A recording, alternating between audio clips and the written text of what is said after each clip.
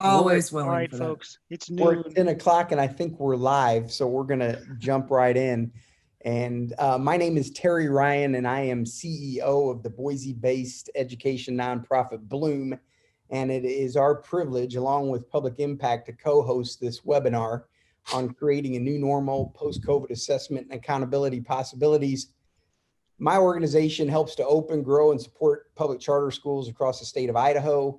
We are responsible for investing both private philanthropic dollars and federal charter school program dollars in schools and individual educators. Before COVID-19, we used Idaho State Accountability System to help us measure and report to our stakeholders student achievement and growth across the school investments we were helping to make. While the tests and data generated by our ISAT, the Idaho Standards Achievement Test, weren't perfect and focused on just math and English language arts, it did provide us with a base of information upon which we could compare school and student performance across our portfolio of partners and across state averages. As you all know, in 2020, there were no assessments and subsequently no data on student achievement or growth. We've been flying blind this year in Idaho and across the country, and many of us will fly blind in 2021 as well. But we have also been given the opportunity to ask ourselves, can we do school assessments and accountability better and smarter in the post-COVID education world? This question emerged directly out of our work in Idaho with Idaho schools, but it's a question relevant across the country. And whenever I encounter hard questions like this question in public education, I often reach out to my friends at Public Impact for help. And that's what I'm doing here. I spoke to Bryan Hassel and Julie Kim at Public Impact, and they agreed that the impact of COVID-19 on state accountability systems has presented an opportunity to rethink how we hold schools and students accountable for their performance. They suggested reaching out to some of the best people across the country grappling with just these sorts of questions.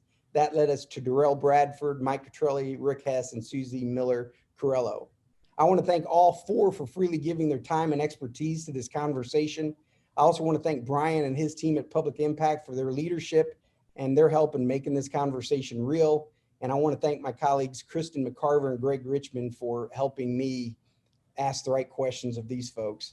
Finally, I want to thank all the folks on the webinar. I think we have over 150 people registered, and I want to wish you all a very healthy and great 2021. And Derrell, with that, I'm going to turn it over to you, sir, and thank you. Thank you very much, Terry. Good morning, afternoon, depending on where you are in the Weberverse. I'm excited to moderate this upbeat but serious exchange today about the future of accountability, particularly in light of COVID and the effect that has had on our accountability systems across America, not to mention our students, our teachers, and their families. But before we get started, we have a poll question. And we're going to poll you at the beginning, and we were going to poll you at the end to see whether or not any of our charismatic guests are able to sway your opinion on this. The poll is up there. I've been told that hosts and panelists cannot vote, so we will not be able to push the result. But based on what you know today, what approach would you take? Would you stay the course? I'm sure Mike has a great rhyme for that. Would you consider other measures? Or would you shift away from a sort of externally compelling states and districts to monitor performance on state assessments? Please get your vote in there. So I'm Derrell Bradford. I'm the Executive Vice President at 50CAN. We are a network of state-based advocates trying to improve education policy through grassroots lobbying, policy support, and elections, because elections matter. I'm supposed to tip my hand on all of this first. So we rarely have a view on things at 50CAN, but we do have sort of a view on accountability. And I'm just going to tee it up, and then we'll do the rules of the road and then turn it over to our wonderful discussants. So we published a paper called Measure Everything recently, and it basically has four key planks for how we think we could or should evolve accountability with the COVID crisis as a catalyst for that. One is that we think parents and students, because we've heard across our network from families, deserve some sort of diagnostic on their own. Lots of kids are going back to school and parents are saying to us, we want to know where my kid is, especially with a halt on testing last spring, which I think we'll get to later.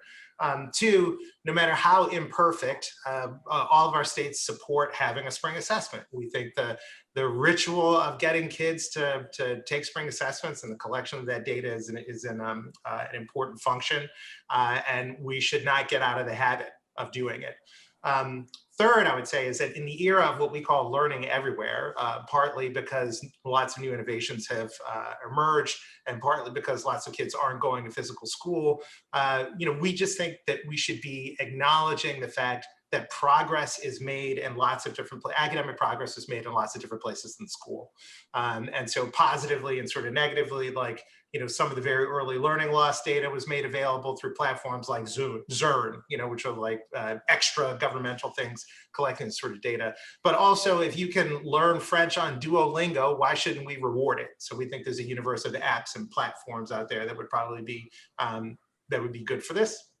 And then the last thing is to just be serious about research on the research. So if we have a great, brave new world of different ways to measure things, we should just be deliberate about setting up studies and trials around those things so we can report back to the world what we learned or did not learn in doing so.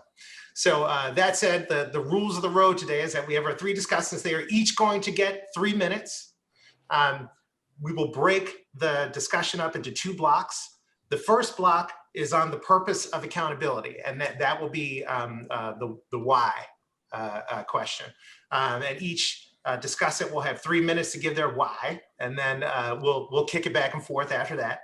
And then the second part of the discussion will be proposals for redesigning accountability, and that will be the how part of it. And the format of that will reflect the what, the why, sorry, the why and the how. I'm borrowing from Yuval Levin here, Rick. And that'll have the same format with each person having 3 minutes. And we're gonna discuss the whole time. We have a chat and a discuss function, a question function for all the Zoom pros out there. I imagine everybody in the world is a Zoom pro at this point. And if you have a question at any time, feel free to throw it in, and Bryan Hassel will be helping us moderate everything. So first, quick introductions. Susie, would you please introduce yourself to our audience? Hi, everyone. I'm Susie Miller Carello. I'm the Executive Director at the Charter Schools Institute at the State University of New York. Also affectionately known as SUNY for many of you across the country. This year we have 213 active charters with about 113,000 approved seats in those charters. We have been in the authorizing business since December of 1998, so I would say 1999.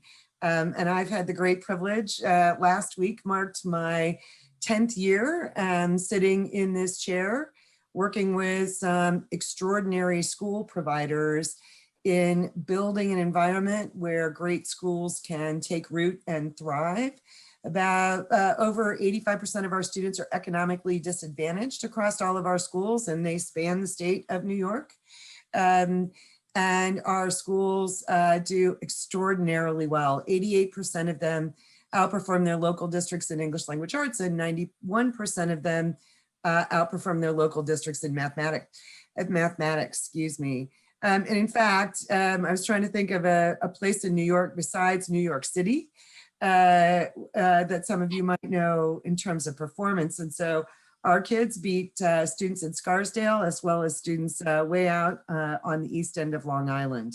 In fact, 46 of our schools are in the top 10% of schools in English language arts statewide, 36% in math.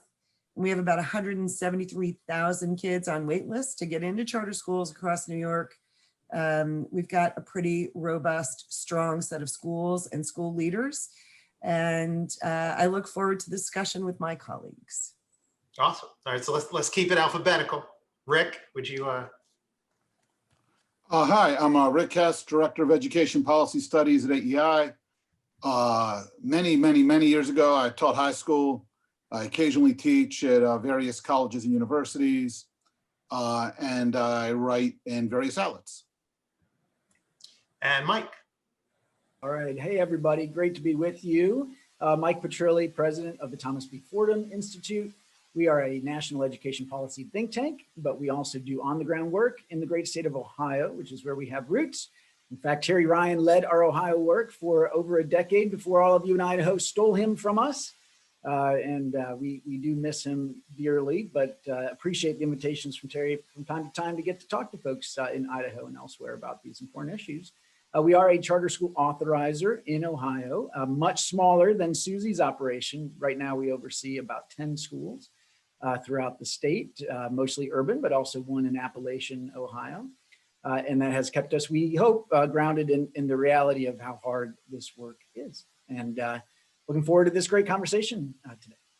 Mike, thank you for affirming that the ed reform movement is both small and incestuous. Yes. I don't know if everybody could see the results of the poll, by the way, but we got 28% of the people on Team Mike saying stay the course with tweaks. We have 61% on Team Carello at new measures, different measures, and Rick is the dark horse with 11% saying shift away from compulsory measures. So that's the setup. So the why, despite standardized assessments being a normal part of the American schooling day at this point, these are not new things. We haven't always had a national testing mandate, which in part reflects how long we've been debating the purpose of accountability. As we think about the possibilities of redesigning accountability systems at the local, state, or sort of federal level for this new normal, this question of the why, of the purpose is central. From your point of view, what are the purposes, or what is the highest purpose of education accountability systems? And again, I will start with you, Susie. All right. You got 3 minutes, by the way. 3 minutes. Okay, good. So like, do I go dark at the end of my 3 so that the great gods of Zoom will take me down? You got a lot of charisma. I don't know. Let's see what happens. So.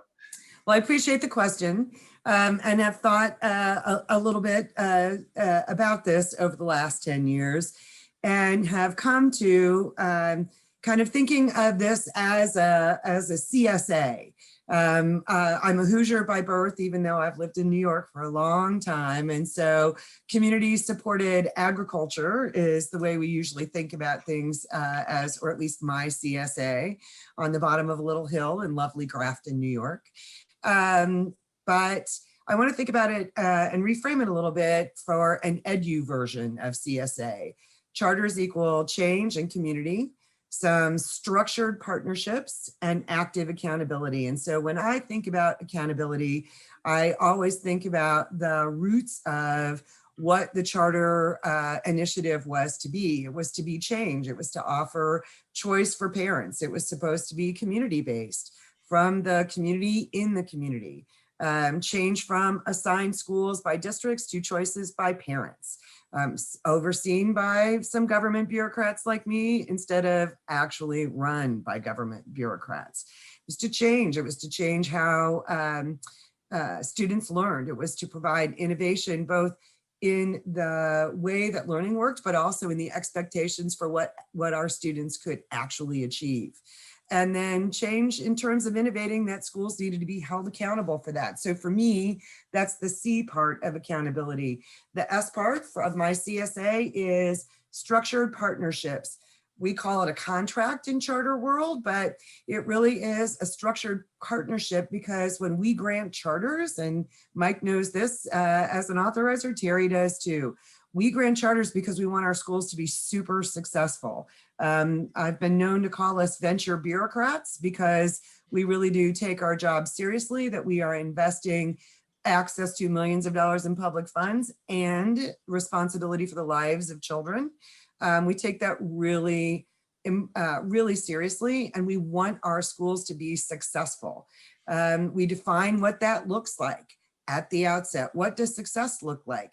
And we've gotten pretty comfortable with it being focused on the outcomes of grades 3 to 8 state testing. And by the way, we like that. We think that's a good part of the ingredients that make strong accountability. And of course, structured partnership means we want to be successful. And so we try to work together with our schools and on the occasions where we can't, and I think SUNY has closed Well, we've closed 16 in the last 10 years. Where our schools are not successful, we honor them. So a structured partnership for success. And the last one, which 10 is seconds. you of accountability. Is that my 3 minutes? There, just your 10 seconds. You got 5 seconds now. Uh-oh, is active accountability. And I'll talk more about that later. Okay, I'm gonna say the school, like closing bad schools is a good transition. So Rick, you got 3 minutes. Tell us about your why. All right. Why do we do accountability? Well, we started doing this really back in the 90s and then a No Child Left Behind, because there's two pretty sensible propositions here. One is we're spending public dollars to educate the public's kids in public institutions, and so they ought to serve the public interest. And two, we want to make sure we've got some insight into whether they're serving folks well. Three basic ways in the world to hold folks accountable. One is you make a lot of red tape and tell them how to do it and what to do. The second is you tell them do it how you want to do it, but we're going to judge on whether you're successful. And the third is you let the customers themselves decide what works.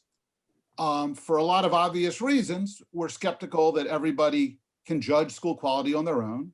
So we said, hey, it makes sense to have some basic measures of whether kids are learning. So everything made a lot of sense. Problem was it turned into a train wreck. And it turned into a train wreck, I think, because people like me and a lot of us made two basic mistakes. One, we didn't pay enough attention to Campbell's law, which says that when you measure anything in the world, people start to fixate on it when it counts. And this is how like the Russians or the Soviets used to build cars with no engines because they were trying to hit production quotas. And it's how schools somehow forgot that kids are human beings, needed a whole fad called social emotional learning, because we got so caught up in faculty meetings and school district meetings around test scores and subgroups that like somehow we forgot like the most obvious thing in the world, which is that kids are different. Kids actually have a lot of needs, and reading and math are maybe one outcome measure, but a lousy way to help them along. As a result of all this, what happened was we took a pretty sensible idea, which is let's give parents visibility.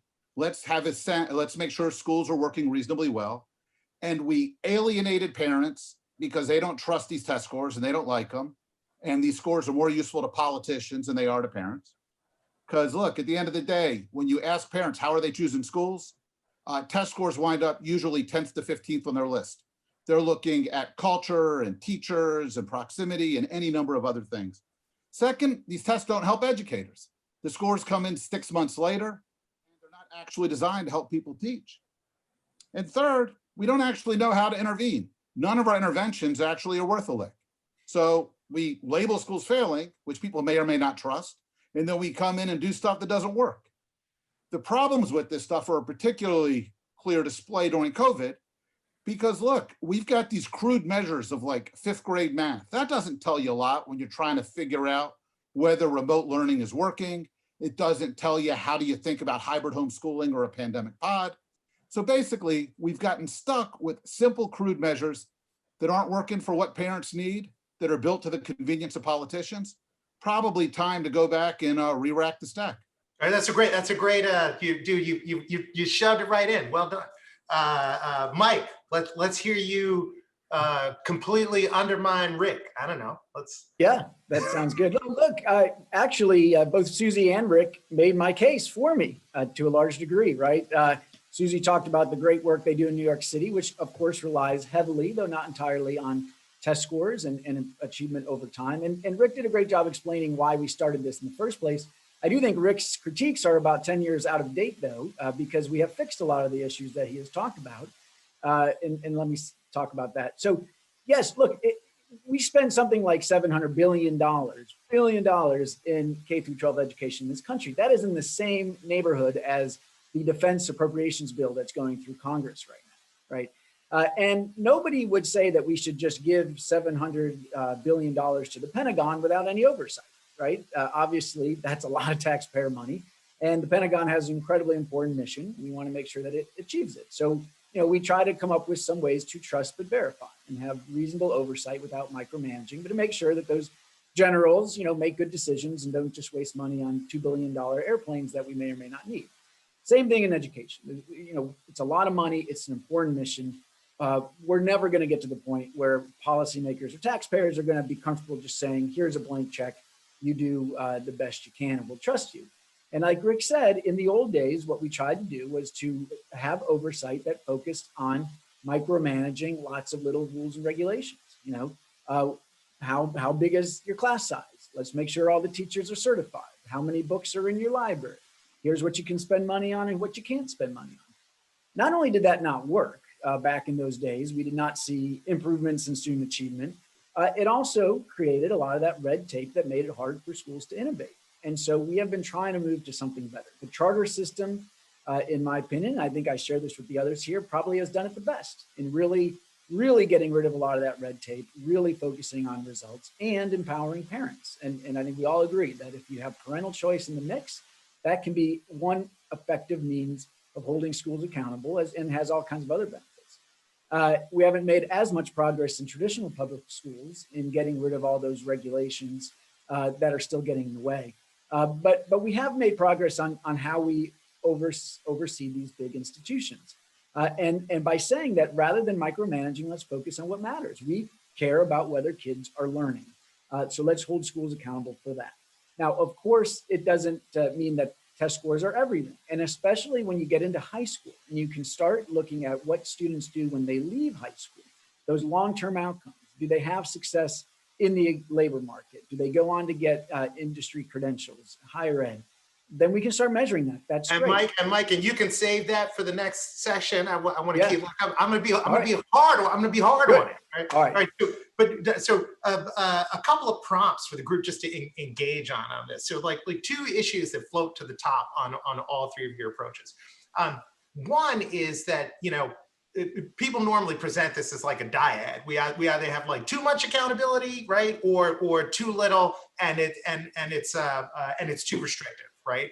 And so I'd like to hear what your thoughts are about like sort of opening the public mind to a range of accountability, right? And then the second thing I would just say is like, what are your thoughts on none? Because like the Joni Mitchell song, I think people are gonna hate this until it's gone, right? And in the spring, I think we saw like not the best of behavior from a lot of school districts and jurisdictions in the absence of like the required testing mandate. We saw people just close schools early, be like, we're done. We saw San Francisco and Seattle just give everybody A's. Like that's not accountability. That's like the worst case scenario when you have all the freedom that you want. So just for like a couple of minutes, anybody, all three of you, just jump in on that one too.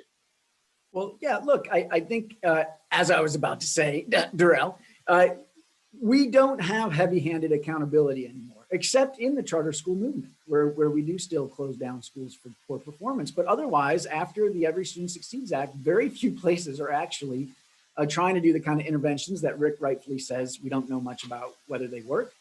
We don't really have accountability in that way. We have transparency. We report with the results. And the details matter. Some states do this better than others.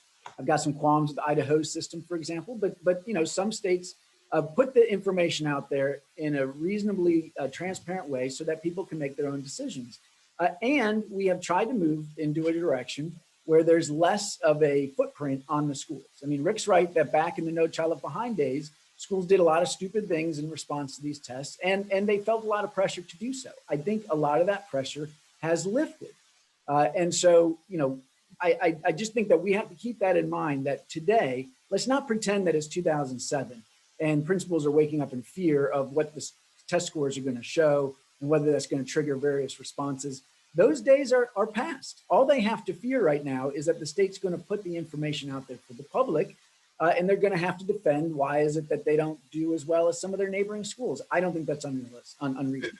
Susie, let's go to you and then the Rick and Mike. I think it's awesome that like we're on a webinar that an Idaho group put on, and you just totally poo-pooed Idaho. So you just like, would you do that in person too? Say hey man, Jerry knows. Yes, every day we're the gadfly, baby.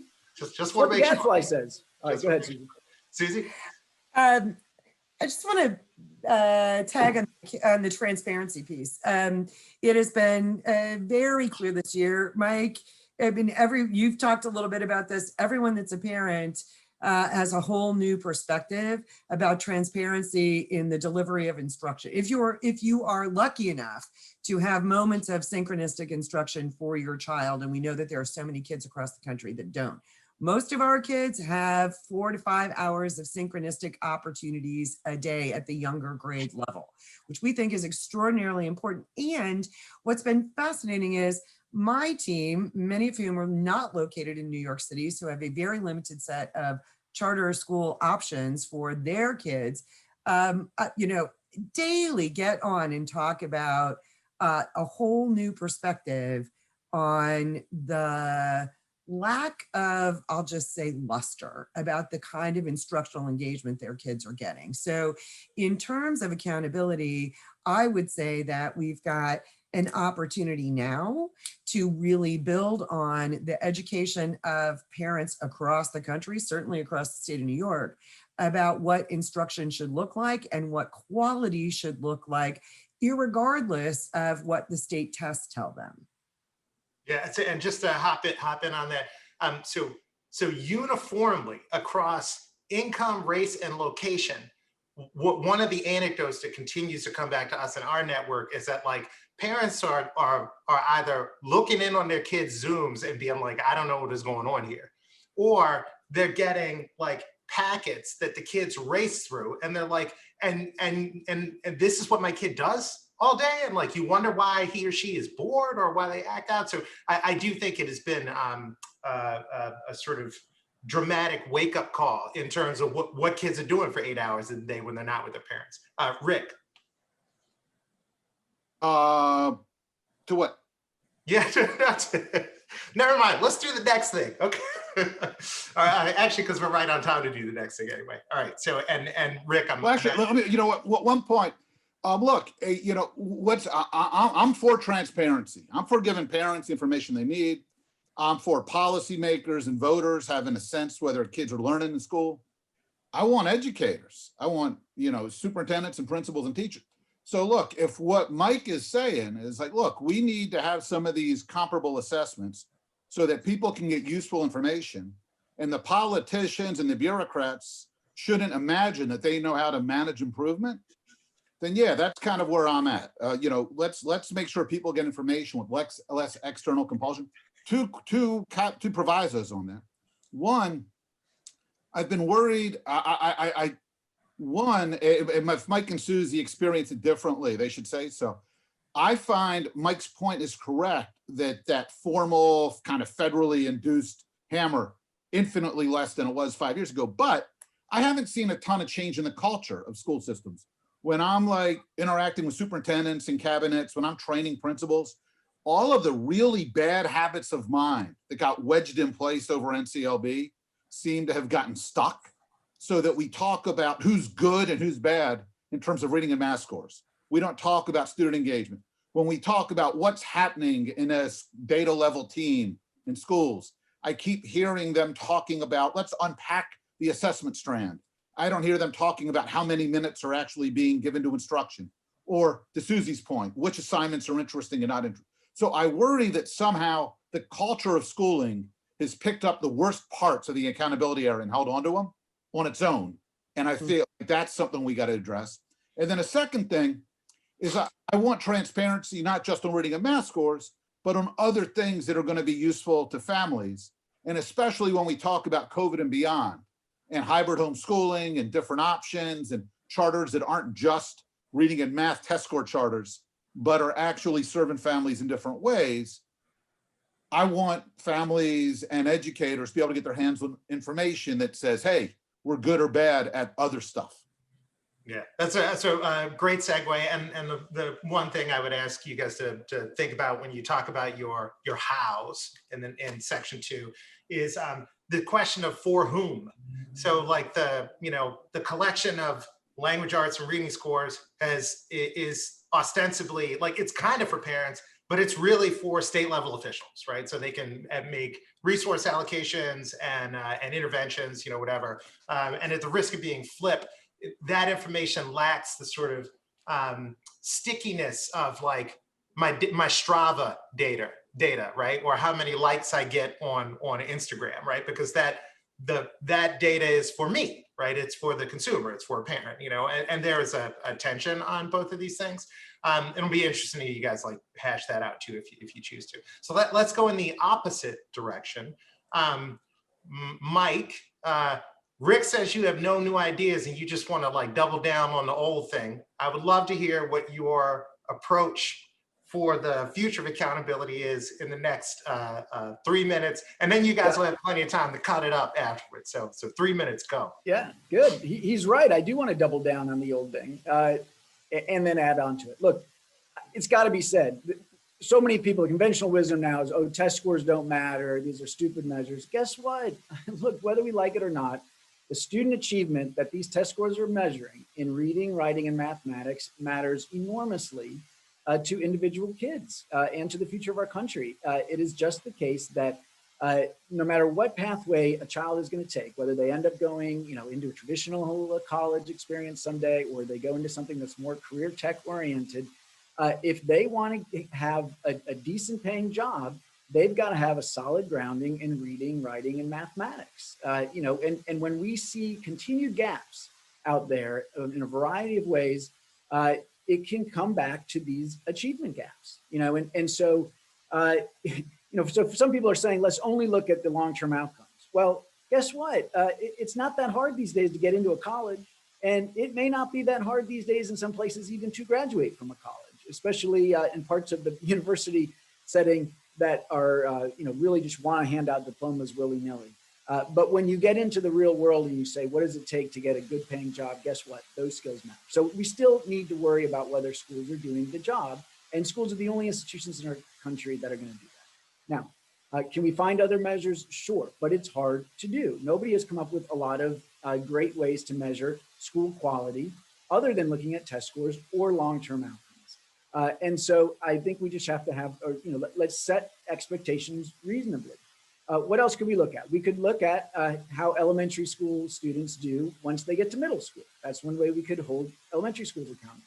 How do they do in terms of grades, attendance, discipline? That's reasonable. Same with middle schools to high schools. Same with high schools as they go on to the next step. We got to make sure the standards are right? One of the problems back in the bad old days that Rick talked about was that the standards were set at a low level and the tests were set too easy. And the accountability system only encouraged people to focus on getting kids over this very low bar. Well, now we have much richer standards. Now we have much better tests. Now we have fair accountability systems looking at progress over time. All of that matters and the details matter. Again, Idaho hasn't gotten all those details right, in my opinion, and has some progress. Its accountability system could be better.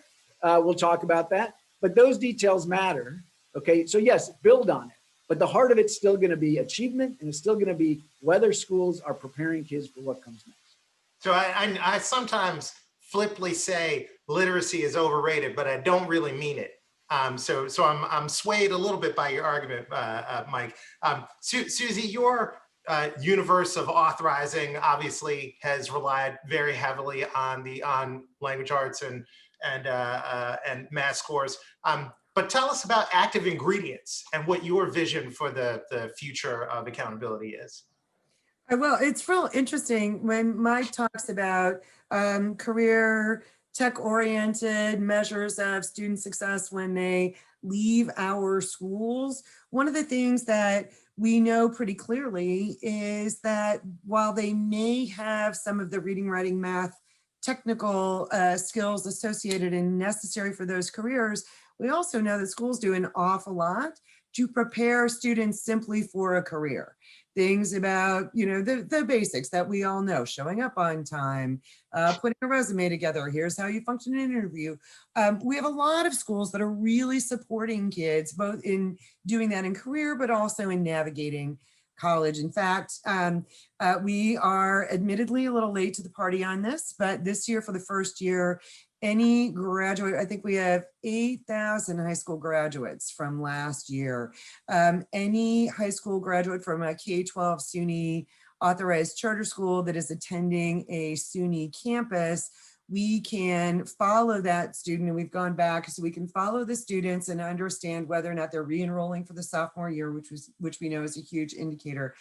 but also what coursework they're taking. We're providing that information out to our networks, and thank our networks for pushing us in partnership to get there. I also wanted to talk a little bit about the A in my CSA, which is our active accountability that we have been working on. And Mike, Catherine Mullen Upton is a colleague with us in this particular active ingredients work. And so what do I mean about active ingredients? Listen, let me underscore, we like reading, writing, math, science, and the arts at SUNY a lot. And we do like having the targets and the ability to track our school's progress towards hitting the targets as measured by state assessments. But we know that there are so many other things schools do ahead of time before those assessments that are making our schools successful. And so those active ingredients look like everything from really strong lesson study, lesson construction, teacher coaching that goes on in classrooms, to the kinds of countable, credible, replicable social emotional learning / character education programs that our schools have in place. In addition, things like looking at the students that are showing up. We have a school in New York City affiliated with a community-based organization called The Door. The school is called Broome Street Academy. Broome Street Academy partnered with us in our first kind of pilot round of figuring out how we're going to measure these active ingredients. And as they looked at the theory of change and action for students behind their school, determined that one of the measures they wanted to look at was when students were coming to school and when they weren't coming to school, and what the challenges were serving high school population. And so they made some changes, gathered data, made some changes to their program, which included figuring out that they have social service and mental service supports for those kids. If they changed that structure, the kids came to school more days, they spread it out, they spread the services out across the school days, kids came to school more days and stayed because they made dramatic changes to this particular program. And now we've got kids in school, more well engaged. Now that's an active ingredient for that population of students that they serve. And we want to get smarter about using those as indicators of the school's success, and over the next 2 or 3 years, as leading indicators as we see test scores recover. I'll let Susie go long. Maybe I'll let you do it too, Rick. What are your thoughts on this? Because and not to prompt you, because I don't necessarily know what you're going to say, but I know you also talk a lot about local values, right? And like you mentioned, sort of like, you know, things that matter to kids that are about the development of the kid external of their academic development. I don't know if those two things are part of how you think we should move forward in the future, but would love to hear your thoughts on this question too. Rick, you're on mute.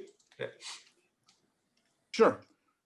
You know, I mean, I think Mike Mike framed it really nicely. Look, I don't know anybody involved in education who I respect who would say literacy and numeracy don't matter.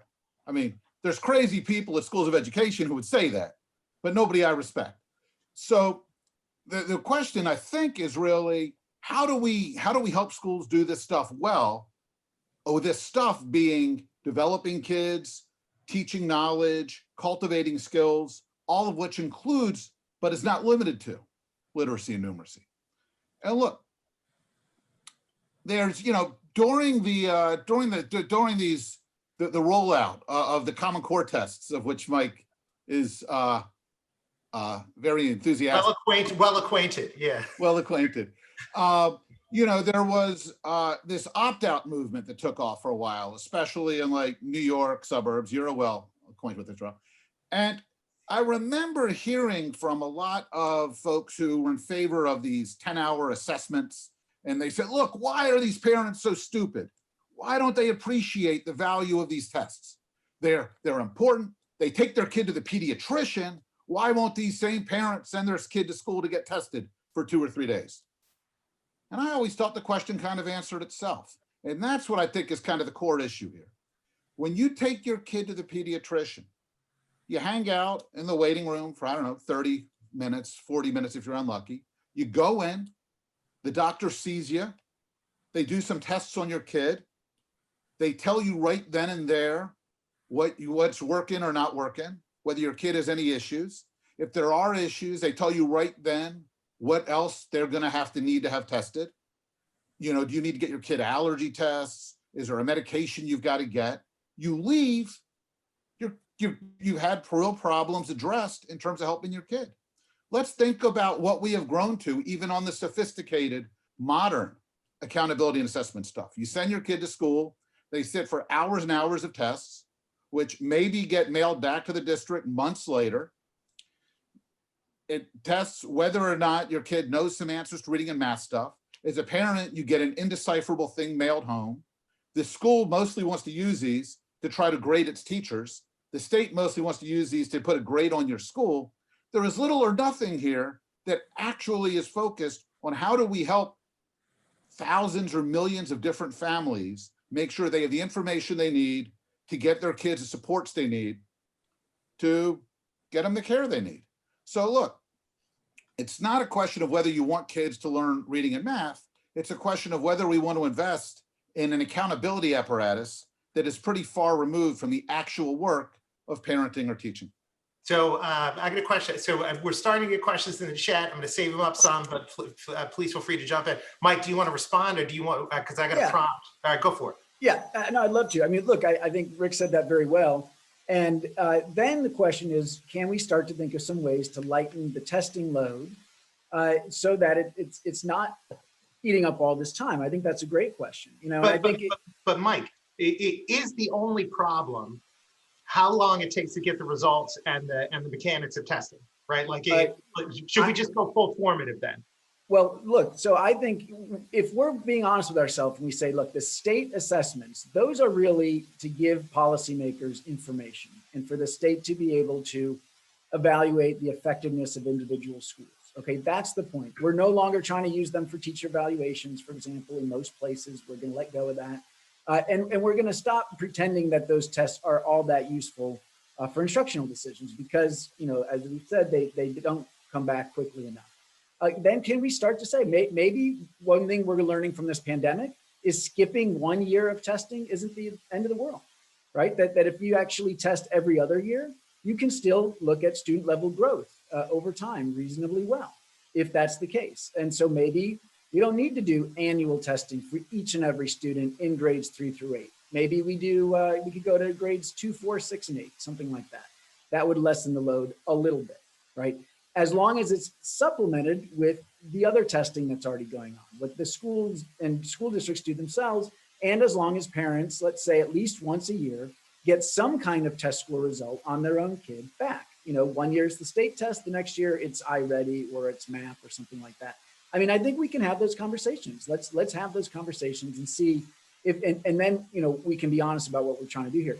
What I want to know from Rick and from Susie is, you know, there's a lot of this talk about, let's look at other things beyond test scores.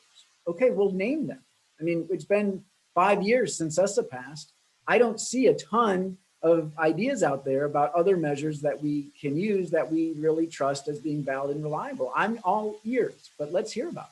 And I will say, devil's advocate on this. So it's like, yes, maybe language arts and math scores are insufficient, but they're pretty tangible, right? Like they're well orchestrated. Like Hayek might argue that because they are the easiest things to measure doesn't mean they are the most important things to measure, right? But lots of other people might say, well, we need like 30 measures, in which case all of them are meaningless because like necessarily they will become fuzzier. Like, what are you guys' thoughts on that whole thing with Mike's provocation in mind? Yeah, I mean, so you guys are both right. You know, there's a general rule in like management science that if you measure more than 3 things, people stop giving a hoot. So it's kind of like limited mental bandwidth to like how much. So the idea that like parents want a 17, item battery, I'm with you. On the other hand, look, when you think about kids as like real human beings, there's a lot of stuff that's going on as we're seeing right now that has to do with like, does this kid like this teacher? Is this teacher actually able to get kids to pay attention and connect online? Which is a real different question for some teachers than doing it in the classroom. But our vocabulary has gotten dumbed down to, are you an effective teacher? An effective teacher being, are you a teacher who moves reading and math scores in the aggregate?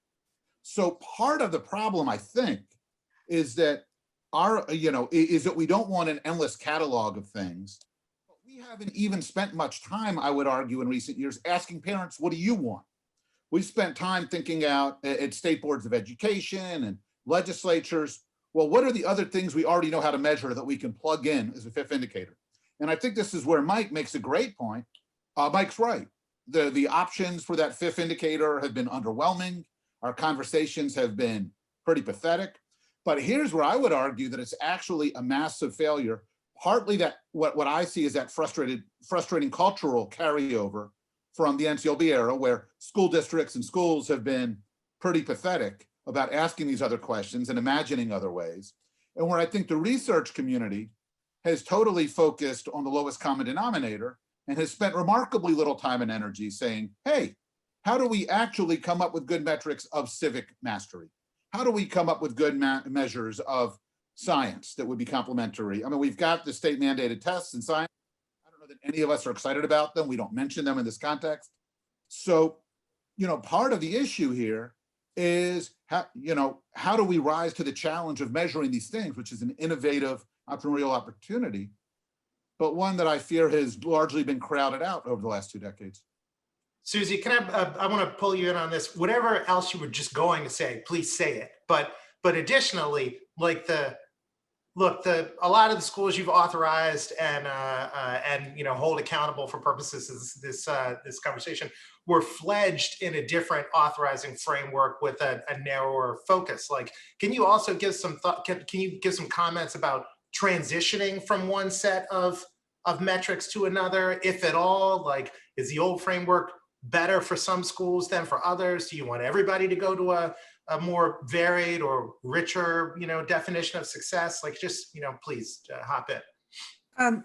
Ultimately, I think the framework still identifies, at least the one that we use, still identifies what high quality schools are, both in terms of outcomes for growth and ultimate performance of students, but also for what the attributes of good schooling are. So we've always used a mixed methodology when our schools come to renewal that's reliant upon both state exam data, but also a set of benchmarks that have been around since 2004 in pretty much the same format. They've been tweaked here and there, but since 2004 that are built off of the effective schools research that really identify what the attributes of a quality school are. So look, by the time we get test scores for our schools, we've been in there 3 years and can look we can watch classrooms, understand what they're doing, observe lesson studies amongst teachers, observe teacher coaching and supports, and we can look at artifacts of student learning,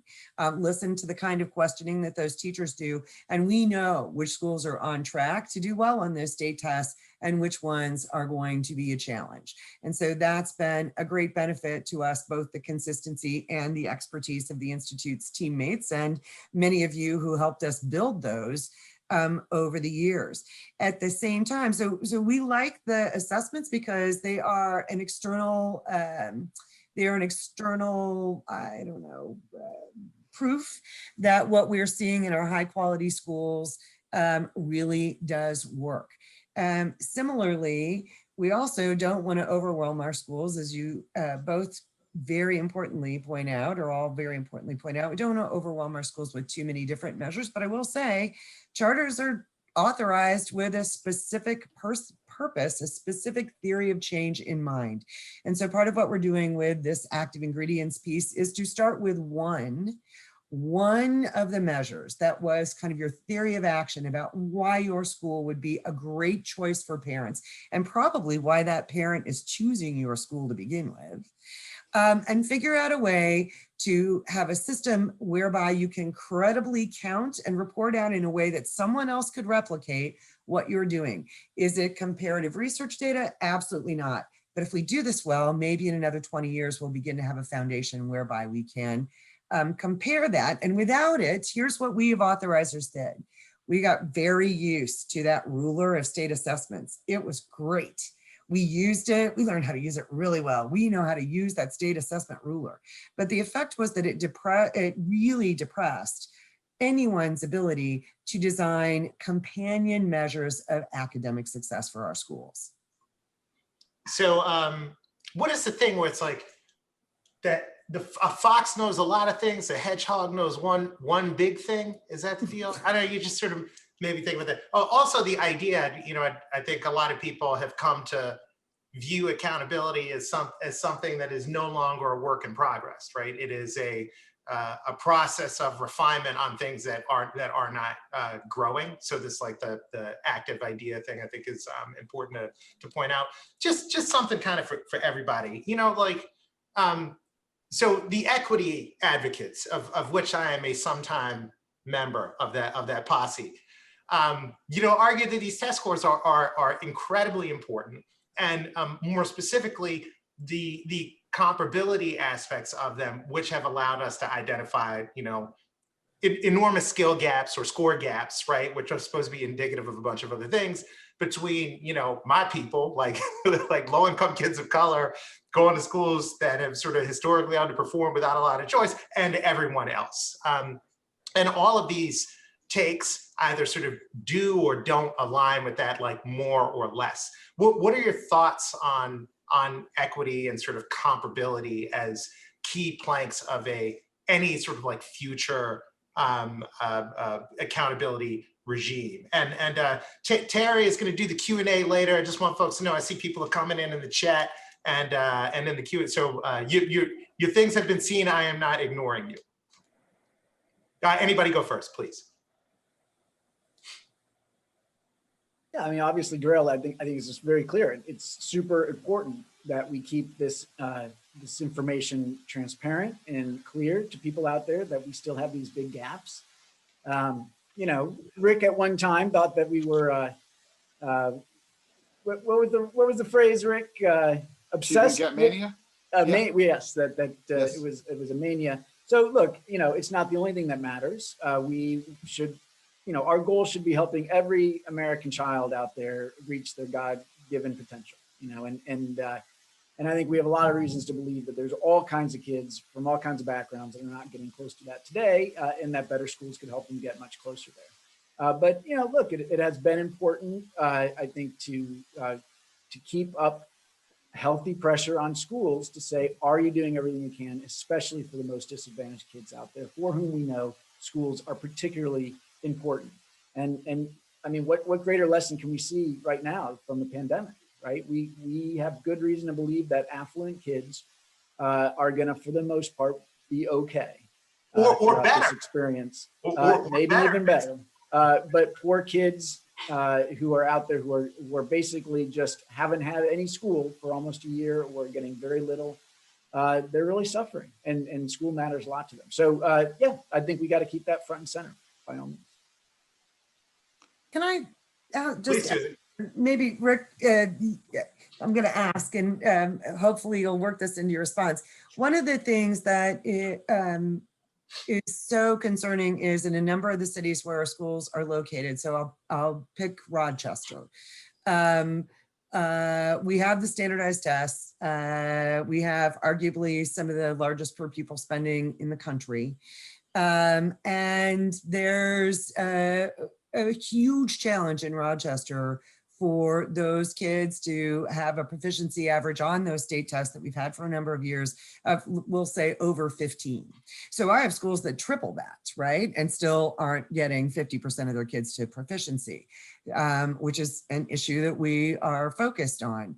So, you know, with Derrell's question and Mike's response about the assessments, what are the next pieces of things we need to be incenting in some assessment system to get folks like Rochester, everyone in Rochester, our colleagues in Rochester, doing a better job? So, Rick, were you about to chime in? Sure. If you don't have anything to say, that's cool. But I was like, the head was kind of moving. So I Yeah. just... No, I mean, there's a lot here. I mean, I think some of two minds. You know, the way Mike articulated, you know, the initial push behind subgroup and subgroup reporting. Absolutely. That there are kids, as you know, there are kids who are systematically getting screwed over in American education every day. And we know this. And before we had consistent comparable assessments, it was easy for folks to brush too much of this under the rug. And so that's important, period. At the same time, as Mike noted, 10 years ago, I was worried that too often I would wind up in conversations where it sounded like we were talking less and less about kids as individuals and learners, and more in terms of gross subgroups, largely driven by ethnicity, so that when you would sit down with a principal talking about their instructional plan or a school district leadership team, they would talk about their boys in a way that didn't make me think they were actually being more thoughtful about meeting the individual needs of these learners, but that they were engaging more likely to engage in gross kind of caricature of these kids. And so we, and I can't recall how many of these Zoom calls I've been on, say in the last 3 months, where that attempt to talk about doing better by all of our kids has been brushed away by folks who say, well, those white kids are fine, or the suburban kids are fine. I'm like, I don't know. I don't know what data these people have been looking at. I don't know who they've been hearing from. That's not my impression from reading the data or hearing from people. There's lots of kids in lots of environments with lots of needs. Some more severe, absolutely. Low income Black and brown kids in urban centers are getting massively screwed. And I don't know anybody I respect who would deny that. But I worry that these subgroups have become a way not to talk about meeting the needs of all learners, which seems to me really problematic. And then look, so I'm there. And then second is to the extent that these things cease being an important snapshot, an X-ray of which kids are where, and instead we say, well, we're putting all of our energy on these groups of kids, I think we make this, we create all kinds of educational problems. And I think, frankly, it's bad for American education and bad for the country. I think education improvement should be something that's about helping every kid find a way forward. And when disaggregation ceases to support that goal, I'm not sure how much value I see in disaggregation. Only because it's not a question. Anna Hall says there are entire buildings in Rochester where not a single student of color has passed the state test. And like, you don't have to answer this prompt, but the, it's hard to figure out what good looks like, but lots of people seem to know something really bad, like as soon as they run into it. And so I'm highlighting that as sort of like the counterpoint to the question I want to ask you. So, different people want different things for their kids, right? And it seems to me that part of this discussion is an interrogation of the values of what parents want for their children, right? Like, for instance, a lot of the places I grew up and a lot of work I do, people want to see their kids go to college and go on to success because college is an important marker and has been held up as an important one, and people's values are aligned around that. Certainly the pandemic has shown that, like the New York Times did a great piece, was like, maybe some kids are better off at home, right? Like maybe some stress lowered learning environments are better for some kids than others. Like, there are lots of different ways for kids to become the best version of themselves. How do you manage that reality against a sort of a public good framework where we're doing this so that we can do right, in the best case, Rick, I would say, for every child, while at the same time trying to acknowledge every child's individual needs, desires, or highest aspiration? Anybody go first? Susie, you want to hop in on that? I'll go back to the C in my CSA, which is, happily baked into the charter idea was parental choice. And so if we continue to get smarter and build our muscles on pushing information out to parents, which, should include what the test scores are, but also support the other areas which all of my colleagues here can identify parents are interested in when they choose a school, then that will get both the community influence in, as long as we continue some of the transparency we've been able to achieve during this time. Anybody else? Yeah. Go ahead, Mike. Yeah, look, I think this combination that you see in the charter world is so powerful because you do have a way of empowering parents, but also encouraging schools to be different from one another. That said, we did a study a few years ago at Fordham called What Parents Want. We did a big survey of parents, and I expected to find that you would see these very clear sort of market niches in terms of different parents wanting different things. And I remember Bill Jackson, who was running great schools at the time, said, Mike, you're going to find out that most parents all want the same thing. And it's basically they want a good school, and that's going to mean, solid on basic academics and, well run and, warm and but also disciplined, and then you'll find these sort of niches on the edges that maybe want something very different. And you know what? He was exactly right. That is what we found, that 90% of parents just want a good school. And I think that's really interesting. And so by all means, we should still do the kind of very cool, out of the ordinary schools for the parents that want them. But we shouldn't also pretend that what parents want is drastically different from one another. I will say, oh, sorry, go ahead, Rick. Yeah, no, I like that. I mean, I think the same thing, frankly, it's the same thing you find with like higher ed. They have all these, huge dollar, recruiting consultants to work with the institutions. And yet, if you actually read the stuff, they're all promising pretty much the same thing. Intimate environments, walkable campus, so they're all busy differentiating in exactly the same way. So for me, I think one of the takeaways here is when we talk about want, they want schools that acknowledge that their kids are different, that some kids, right, need a firm kick in the butt, and some kids that doesn't help, and some kids are more, need a teacher who's going to be more open with them, and these are not campus to campus differences. This isn't like I need a magnet school for the hospital sciences or the medical sciences.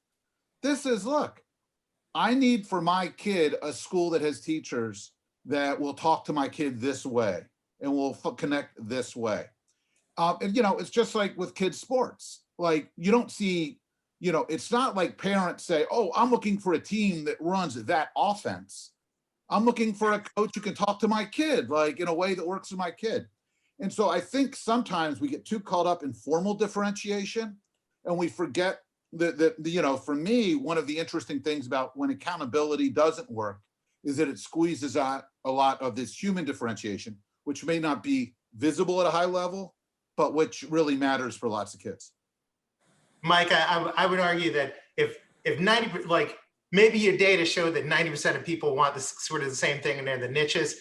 And anecdotally, I would say there's 10% of the people who are a niche and they think the other 90% of the people are wrong. So I think there are probably some people in the chat that can attest to that as well. Okay, so final thoughts from each of you, just sort of 2 minutes, and then we're gonna go to Q&A of which we have some, and then you can just hop in overall, and Bryan is gonna hook that up. So Susie, you started first. Why don't you end first as well? I really appreciate the conversation because we are committed at SUNY to building our muscles in an area where we were comfortable to let them atrophy in the rise of standardized tests. And again, let me underscore, I say this all the time, SUNY really likes reading, writing, math, science, and the arts, and we like being able to set a target and see how close schools are getting to it. That said, we let a whole other set of muscles about how schools can demonstrate their quality, not just to their authorizer, but also to parents and students alike. We want to start building those muscles, and we're really thankful to folks like Mike's colleagues in Ohio and others across the country that are helping us try this out. And I hope that everyone here, both either attendees or my colleagues here in this fun little joust, will be gracious enough to share with us what they are doing to build those muscles, because I think we have an opportunity in the next 3 or 4 years to make a significant change in the balance of how we look at accountability. Mike, why don't you go next? And I'm also going to prompt you on this too. I had a question down here. Something that your august predecessor, Checker Finn, wrote the other day. Can you just talk about how proficiency versus readiness actually works into your view of what, you know, the great accountability system of the future should be. Sure.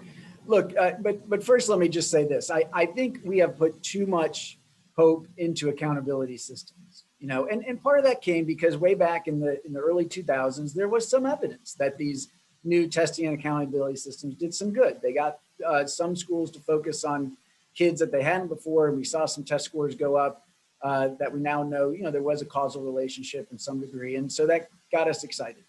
I think we now know that we just can't expect so much from accountability and transparency. It's important, but if we actually want to see schools improve, we got to pay much more attention into capacity, into know-how. A lot of us who mostly work outside the system, we thought the system would respond to these incentives and these pressures and to school choice by getting better, because we assumed they knew what to do, they just didn't have the political will to do it, right? Well, it turns out they didn't know what to do. A lot of them, they still don't know what to do, right? And so that's the issue that we got to focus on now, is helping schools understand the science of reading, understand the importance of curriculum, understand how do you have a school improvement process that will actually help you get better slowly over time, year after year. And that's not easy. That doesn't mean we get rid of accountability. It just means that it can't solve everything. And the details matter. Look, proficiency, where we set that bar, that matters in terms of setting signals to schools and parents about what the goals are. And you know, I think we're in a better place now that is closer to readiness for college and career than it used to be, but that's a high standard. And so we got to be honest with people about that as well. Rick, take us home. You know, Checker actually wrote a wonderful chapter for a book I did with Bruno Mano, probably close to 10 years ago now, called The Customized Schoolhouse. And one of the things we were talking about was, if you actually take all this talk about personalization and individualization seriously, like, what does that mean for the information educators need, parents need? Because look, Mike's right. We need information for policymakers and voters and taxpayers, because if we're spending, you know, $14,000 a kid across the country, we ought to have some sense of whether that money is actually being used in a useful way. That's why we have audits, and it's also why there ought to be some kind of measures. But these assessment systems just aren't really designed to help with the stuff that matters. And what Checker talked about a decade ago was all of the interesting strategies that were being pioneered. This was in the early days of online kind of scoring. So all the stuff that we now take for granted around Uber and Amazon and the rest. He talks about like the British inspectorate model. So rather than try to figure out from some numbers at a distance whether something's working, maybe you triage based on some folks where numbers trip a red flag, and somebody who has a sense what things look like as a professional goes in and kicks the tires for a while. So for me, partly, this is part of the irony of it, that I think we got so caught up on accountability, and school systems got so caught up in talking about whether they were doing or not doing in terms of reading and math scores, and either bragging about it or making excuses about it. And the ed research community found it so damn easy to get millions of dollars to write fancy papers explaining why test scores went up or down, that we have totally shortchanged ourselves for a long stretch now of how do we actually develop the kinds of quality control metrics that people would take for granted if you were looking at Airbnb, if you're looking at buying, if you're looking at buying food online. And in some sense, we put ourselves behind the eight ball because we gotten so caught up in kind of these 1.0 notions of metrics and accountability. And I think the real opportunity here, as we think about COVID and beyond, is how do we let ourselves think creatively about how do we judge whether we're giving parents what they need for their kids? Yeah, so final word, moderator privilege, and then we'll go to Q&A. So you know me, I like movies. If you've ever had a chance to see this movie called Tuskegee Airmen, which is about the Red Tails, and Washington Football Club should have been called the Red Tails. That would have been dope. Washington Football Club is like gum you've been chewing too long. But there's a part where all of the airmen are in flight school, and the the flight instructor is like a horrible racist and he doesn't want to put anybody in a plane. And there's a scene where he gives them back the results from their flight school tests. And everybody is like 99, 100, 99, 100, 100, 98, 100, 100. And I don't say that to say that that's the end all be all.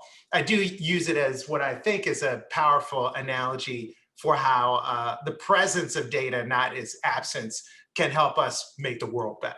So thank you, my panelists, and I will turn it over to Bryan. Great. Well, we have some questions coming in from the audience, and one of them really picks up on what Rick said right at the end, talking about maybe a next phase is showing some creativity about how we measure a lot more things than we did in this 1.0 world. And one of the questions is, whose job is that? Who should lead on that project? How is that going to get done? Because it hasn't gotten done in the last 20 years. What should we do? Or who should do what on that one? Well, look, I will say that there are some funders out there that are investing dollars into this, Gates and Walton in specific. I think those are the two, and trying to think about ways to do this differently. I think there's a lot of interest. Somebody asked about formative assessments too, which we can get into some of the weeds on, but there's a lot of interest in sort of how do you pick up data that's already being generated in a way that doesn't lead to, new hassles. And I think, there could be some cool stuff. I wrote a piece for EdNext talking about how all of us have, somebody mentioned this earlier, we're watching our kids getting lessons on Zoom. Can we find a way to collect the assignments that kids are being given and make some judgments about the quality of those assignments and just sort of scoop them up automatically?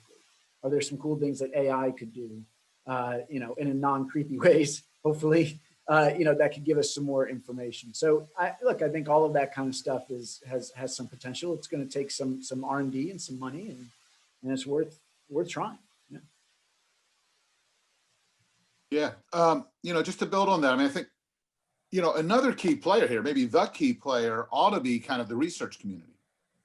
And, as best I can tell, we've got 3 million homeschooling families in this country. If there was anywhere that you would think folks would be fascinated to figure out what are other metrics, how do we tell parents things that they find are useful and the kids are doing, it would be that. As best I can tell, we've got several dozen of the world's top ranked research universities, and their only interest in homeschooling is once every 5 or 10 years, somebody writes a long screed about how we need to outlaw homeschooling. The idea that we could learn anything from this or that we should study it is just off the grid.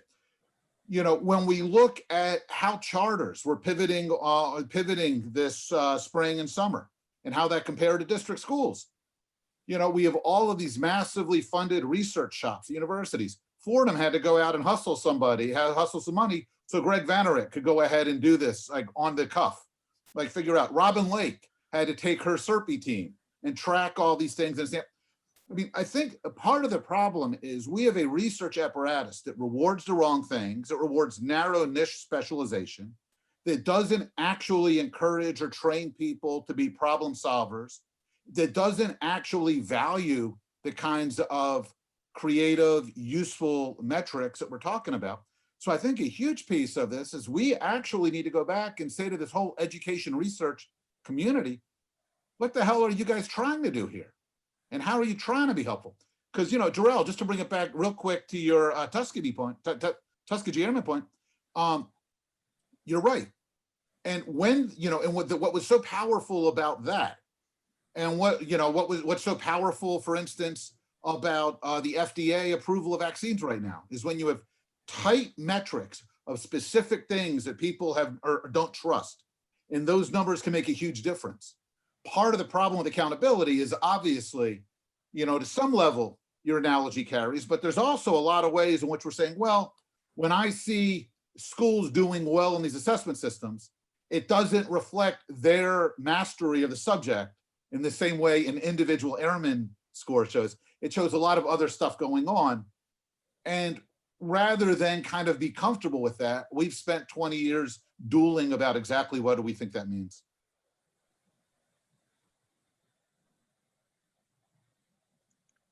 Susie, anything to add there?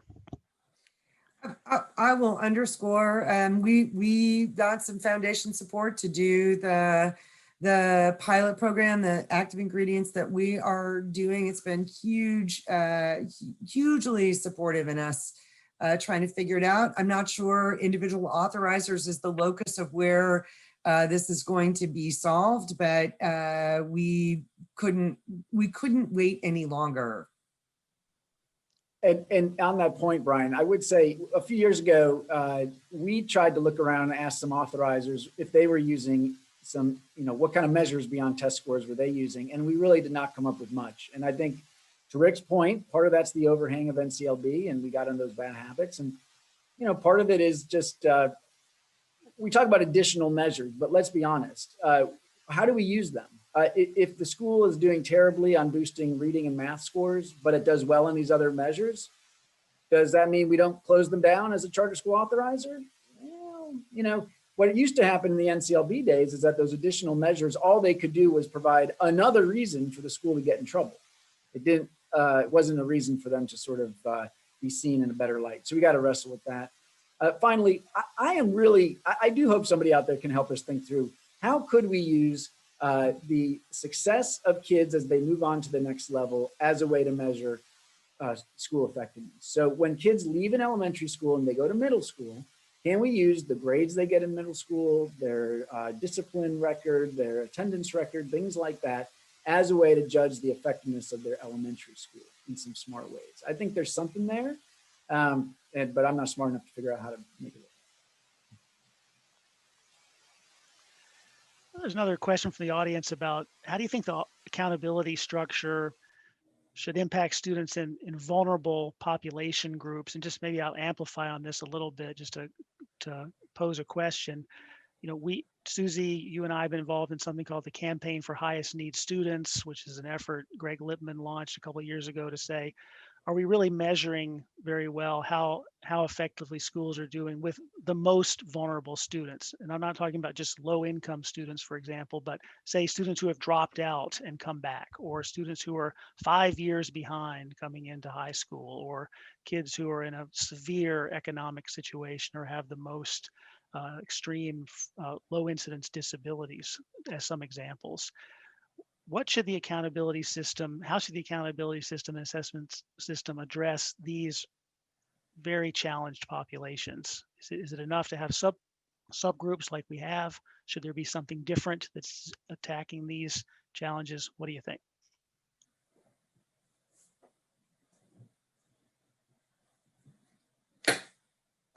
I think for us, our schools that are serving a lot of those populations of kids, it's why, Greg was, I think, initially interested in kind of saying, what are you doing over there on the other side of the country?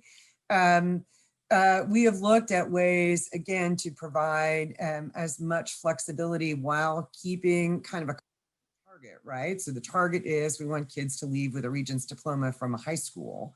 But if that, from an authorizer perspective, if that's a 4-year, 5-year, or 6-year range, we're agnostic about that. We just want your kids to graduate with a high school diploma, with a Regents diploma.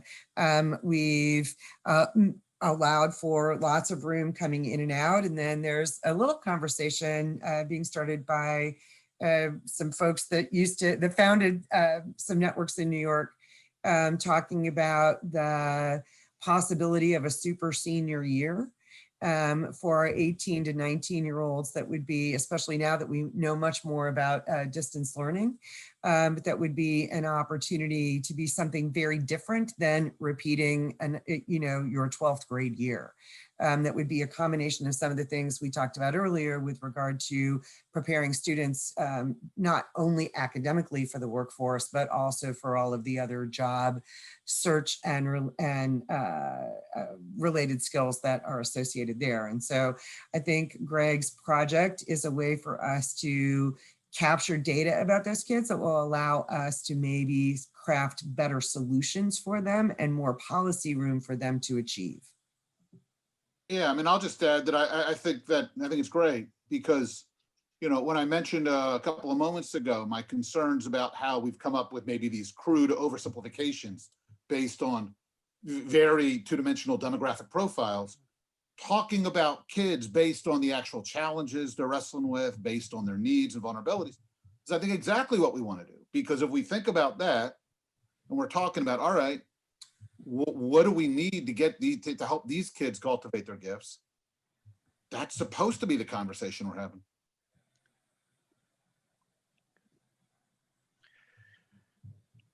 There's one question in the Q&A about basically schools that have performance that alarms us. Won't there always be schools that, however we're measuring them, look like they're doing a really terrible job?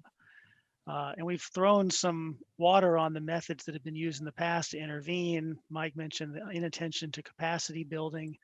But really, what should states do when schools are just clearly performing very poorly? Is there something that should be in the state's policy framework on that? I mean, I think the first thing is you got to make sure you're letting everybody who wants to get the heck out of Dodge get out of there. That means, not just, public school choice. It means education savings accounts. It means remote learning opportunities. It means doing everything you can, because the fewer families are trapped in schools that they think are just miserably failing their kids, the more tractable and manageable the problem becomes. Then we can have a conversation about who should do what in those cases. Yeah, that's a great point. And I think back in the early 2000s, in the sort of heyday of accountability, what was also going on was that charter schools were expanding big time. And what happened was, in a lot of big cities, you saw the worst traditional public schools close. It wasn't officially because of accountability. It was because parents were voting with their feet and leaving those schools. And so then the school districts could say, well, we have to close them for under enrollment reasons, right? And that was very healthy. I think it's a problem that we now have charter school growth slowing so much in so much of the country. It's also a problem for charter school authorizers. I would think Susie would agree that it's a whole lot easier to take the hard decision and close a school if you're also opening some great new schools nearby. And so, I think it's just the flip side of the accountability coin is school choice. And we've got to get back to making more progress on that front.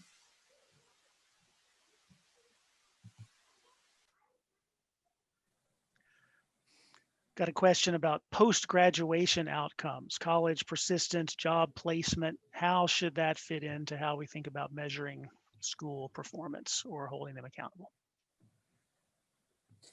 I'll dive in on this just in terms of our little very small slice of the pie right now. But a few years back, SUNY took a look and figured out about $30 million a year was spent on students entering. There are 64 SUNY campuses between community colleges, and research universities, about $30 million a year on remediation courses. I think I have that number right. If I don't, somebody out there, I'm gonna temper that, but I'm pretty sure that was the number. And so one of the things that we, of course, as I said earlier, want to make sure we understand about our graduates from our K-12 schools is, are they needing to attend remediation courses? If they are, in what areas? Feed that back to our schools so that, and again, our schools have asked for this, so that they can improve their programs and strengthen how they are preparing their graduates to succeed in college. Good. Yeah, This is, I mean, go ahead. Mike. Well, there's a lot of this all over the country. I mean, a lot of states have now incorporated some kind of index into their high school accountability system, looking at these things, which is good, the right impulse. I will say that one challenge is you're going to see the most affluent schools end up looking much better than high poverty schools in these measures, because they are status measures. And so we need more innovation on this front too. How can we get some kind of value added approach in here? Because one of the mistakes we made in the NCLB days is when you set goals that high poverty schools feel like are impossible to meet, no matter how high performing they are, just leads to a lot of disillusionment and worse. So it's a problem. If it's impossible for high poverty schools to do well on these measures, then we need better measures.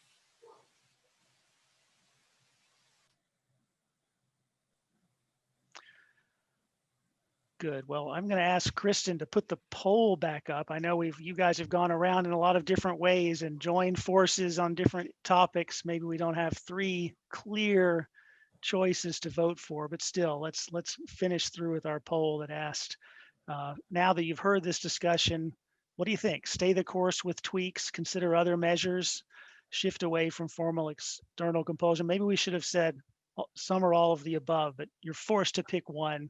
We'll see what that yields. And That would have been like vote Rick, Susie, and Mike. There you go. There, exactly. Their names are there, so you can see, you can remind yourselves. There's so many interesting things that have come out of this. I mean, one that really came through to me that I think was over and over again being stated was, you can say what you think about different assessment systems, you can say what you think about different accountability systems, but there's just a huge value in information being available for a lot of different reasons. And maybe if the last 20 or 30 years was the age of information, or the age of assessment and the age of accountability, maybe the next 10 years can be the age of information, where we see this kind of creativity that Rick talked about, where we see the kind of, we forced Mike to call them tweaks, but innovations within the system that Mike talked about, and the new kinds of measures that Susie talked about, where we understand how specific schools are meeting their missions. Because if you think about, just there's parents, there's teachers, there's education leaders, there's policymakers, there's also like organizations on this call, Public Impact, SUNY. Why are we doing what we're doing? Well, it's because we see data that shows there's a huge need in the country for much better education for lots of students, and that hasn't changed in 20 years. So that information flow is the key in a lot of ways to all of our work and to all of the work across all those levels. So let's make the next 10 years the age of information. Let's make it an age where we, not just through authoritative accountability systems that are mandated, but through a variety of approaches that are public and private, we know a lot more about individual kids, about schools, about systems, across a variety of different ways to look at it. Let's take a look at the poll results. We do have staying the course, holding pretty steady. We had an increase, Rick, some value added from you on shifting away from formal. It's like 3 years construction on that one, Rick. Way to go. Right. Yeah. And Susie, your number went down, but I felt like, at least from what we heard in the panel, lots of support for the idea of considering other measures, what is measured and how. So we forced everyone to make one vote. There you have it. Yeah. It may look like Rick has won this election, but I am going to fight this to the finish. It's not over yet. We do have elaborate procedures for recounts, of course, that are going to go forward, and also this is just the popular vote. We have of course an elaborate system of regional representation that we're going to use to determine the real winner. So don't look only at the popular vote here as we move. Well, Mike, my understanding is that Hugo Chavez was an early investor in Zoom. So yes, exactly. Well, great. I'd like to close out here, and Terry, you may have a closing word too, but I just want to thank the panelists for, if we could all applaud, we could, but it's hard to do on Zoom. Thank you for putting yourselves out there and putting the positions on the table and having it out with each other. Thanks, Derrell, for being our immoderate moderator and keeping us going along with an interesting discussion. And then thanks to Terry for hosting this, and thanks to the audience for tuning in and chiming in with your questions. We really appreciate it. Terry, any final words from you before we sign off? Thank you, Bryan, and thanks to you all, for your commitment to do this and for all the things that you do. You all have influences across the country. You influence the work we do in this state, and appreciate you very much. Thank you. And then thanks to all the folks who worked behind the scenes to make this possible, like the Public Impact team, Julie Kim and Beth Clifford and Lyria Boast, and Kristen, who appears on the screen as Bluum, but is back there working everything behind the scenes. We really appreciate everything everyone put into this. So thanks, everyone. Have a good afternoon, and we'll be talking about this for years to come, I'm sure. Thanks. Thanks, everybody. Good to see everybody. Happy holidays. Happy holidays. Care.